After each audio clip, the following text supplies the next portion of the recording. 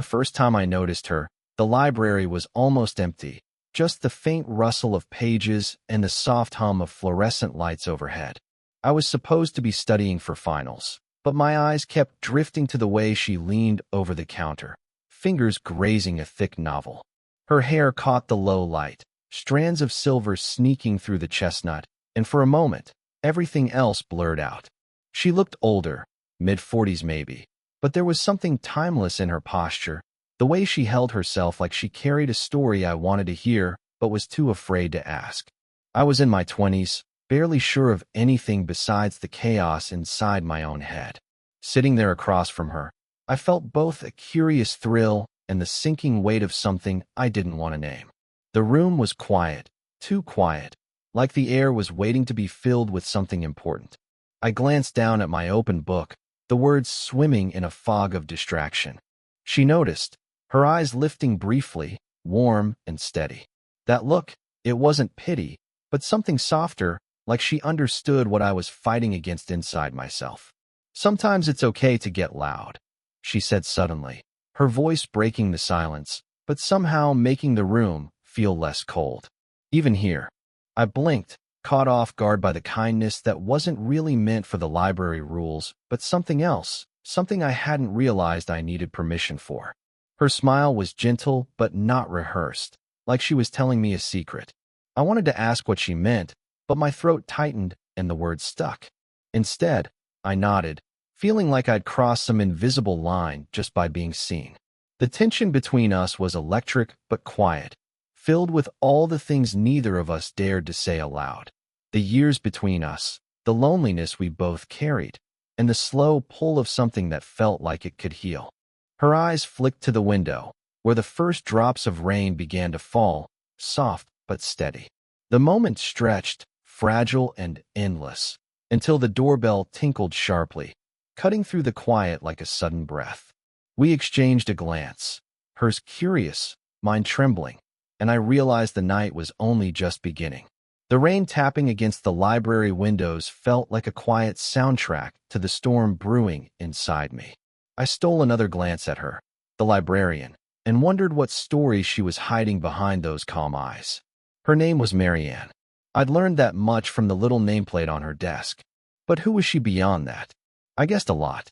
The way she moved, deliberate and unhurried, spoke of someone who had lived long enough to carry both beauty and scars. She wasn't just a woman who loved books. She was a woman who had loved and lost, maybe more than once. For me, it was simple and complicated all at once. I was 23, freshly out of a messy relationship that ended with more silence than words. The kind where you lie awake replaying every moment, wondering where you failed. Marianne, with her quiet strength, seemed like the kind of person who understood that kind of heartbreak without needing me to explain. But there was something else, something unspoken between us, that made this dangerous. The age difference, sure. But more than that, Marianne was the mother of my closest friend. He trusted me with everything, and here I was, sitting in the same room as his mom, feeling something I wasn't supposed to. I tried to shove those thoughts away. I told myself it was just admiration, respect even, but every time she caught my eye, my heart betrayed me with a little skip. I hated how that vulnerability made me feel exposed. Marianne's voice pulled me back as she placed a well-worn copy of Wuthering Heights on the counter.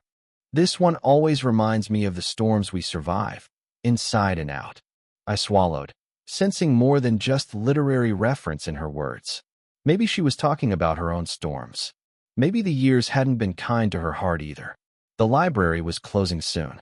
As she reached to gather her things, her hand brushed mine. Briefly, accidentally, or maybe not. The contact was electric. My skin tingled, and for a moment, everything else, the rules, the doubts, the what-ifs, fell away. She looked up, eyes searching mine, and I felt that same unspoken tension ripple through the air between us. Neither of us said a word, but it was there, a shared acknowledgement that something was shifting, fragile but real. And in that quiet space, with the rain still falling outside, I wondered if we'd both been waiting for this moment without knowing it. Just as Marianne's fingers lingered a second too long over mine, the library door creaked open, jolting us apart like an electric shock. My chest tightened. It was Tom, my friend and her son. He looked up from his phone, eyes flickering between us, suspicion flickering like a shadow. "Hey, I didn't expect you here," he said, voice casual but with an edge I couldn't miss. Marianne straightened instantly, smoothing the tension from her face. "Just closing up," she said, but her voice sounded brittle. Tom gave me a quick glance. That look friends give when they sense something's off, but don't know what yet. I felt my heart hammering, like it was begging me to run or stay, but I was frozen. I wanted to pull back, to tell her this was a mistake, but the pull toward her was stronger than the guilt twisting in my gut. What were we even doing? Crossing lines that shouldn't be crossed, risking everything. Marianne's eyes met mine for a split second, a silent plea, or maybe a warning. "Maybe I'll walk you out," Tom offered, pocketing his phone. His presence pressed down on us, a reminder of the impossible truth simmering beneath our stolen moments. As Tom headed toward the exit, Marianne's hand brushed mine again, lighter this time, and I felt the weight of what we both knew but refused to say aloud. The rain outside had slowed to a drizzle, but inside, everything was electric and fragile, hanging on the edge of something neither of us dared to name. The night felt heavier than usual, thick with all the things left unsaid between Marianne and me. Since Tom left, the silence in the library had stretched wide, every second loaded with a tension that refused to break. I could feel her watching me, the way she always did, quiet, careful, but somehow burning beneath the surface. I wanted to ask her if she felt it too. This impossible pull, the way we danced around something dangerous and thrilling, but the words stuck in my throat. Instead, I kept my gaze fixed on the rain streaking the window, trying to calm the storm inside me. Then she spoke, voice low and rough, like she was wrestling with something fierce. "You shouldn't be here, you know." I looked at her then, really looked, and saw the cracks in her calm facade. Her hands trembled slightly as she tucked a loose strand of hair behind her ear, eyes darting away like she was afraid of what might happen if she met my gaze too long. "I know," I said softly, "but I can't stop coming." Her breath hitched, and suddenly the distance between us shrank to a breath, a heartbeat. "You don't understand what this means," she whispered. "For me, for us." I swallowed hard, feeling the weight of her words settle deep in my chest. "Try me." Her eyes locked on mine, fierce and vulnerable all at once. "It's not just about us. It's about him. About loyalty, family, years of silence I thought I could keep." That silence shattered like glass inside me.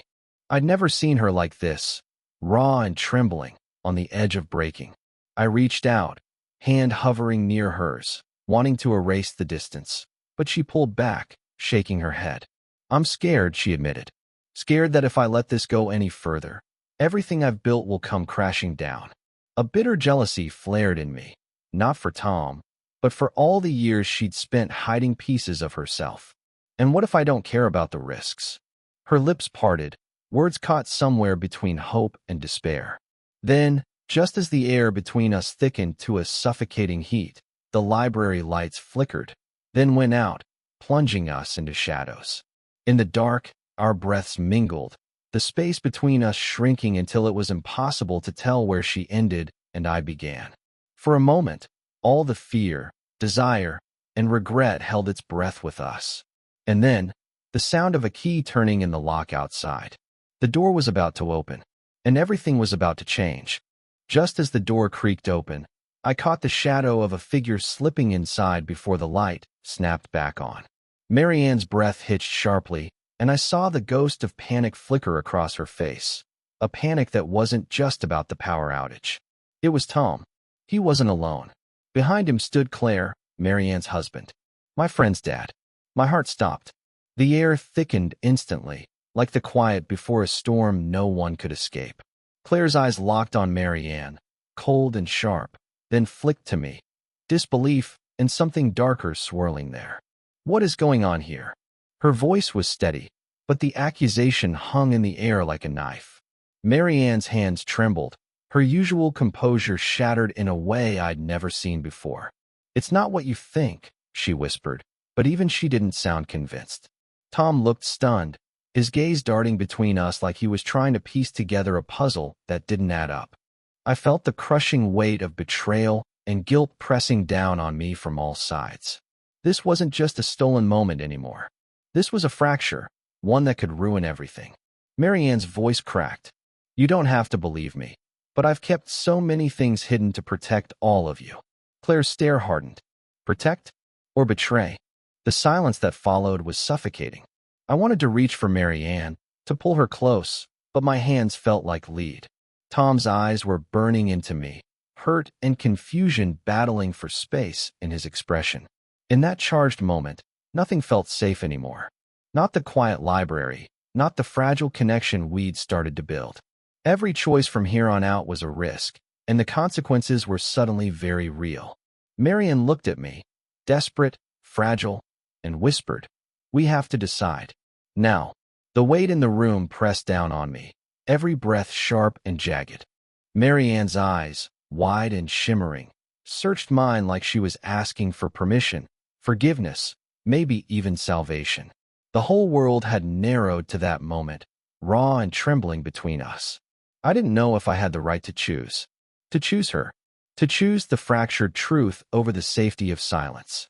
But something deep inside me cracked open, and I knew I couldn't walk away. Not now. Not without laying everything bare. I don't care about the past, I said, voice shaking more than I wanted. I care about you. About what this could be, if we're brave enough. Her lips parted in disbelief, as if she wasn't sure whether to hope or to brace for heartbreak. The room hummed with unspoken apologies and reckless hope. Claire's presence felt like an iron chain, but Marianne stepped forward, fingers trembling as she reached for my hand. Maybe we're not brave, she whispered. Maybe this is just a moment stolen from the world we're trapped in. But maybe, I said, tightening my grip, it's the only moment that's real. Tom's voice cracked, a mixture of pain and resignation, as he stepped back into the shadows. Maybe some things don't get fixed, only survived. We stood there, tangled in fear and desire, truth and silence, and for the first time, really seen. The door closed softly behind Tom and Claire, leaving us alone in the quiet hum of the library, two imperfect souls facing a future no one could predict. And somewhere in that fragile space, hope flickered, uncertain, messy, but undeniably alive. The rain had stopped by the time Marianne and I finally stepped outside the library. The world felt quieter, but inside me, everything was still spinning, tangled with fear, relief, and something fragile that felt like hope. We didn't have answers. There was no clear path forward, no easy way to untangle the mess of feelings, loyalty, and regret. But for the first time, we'd spoken the truth, messy and imperfect, and that changed everything. Marianne looked at me, a small, tired smile breaking through. Maybe this isn't the story anyone expected, she said. But it's ours. I nodded, feeling the weight of the risks ahead, but also the pull of something real. Sometimes, the hardest choices lead to the moments that mean the most. We didn't know what would come next, forgiveness, heartbreak, or something else entirely, but we knew one thing. We were no longer alone in it. And maybe, just maybe, that was enough.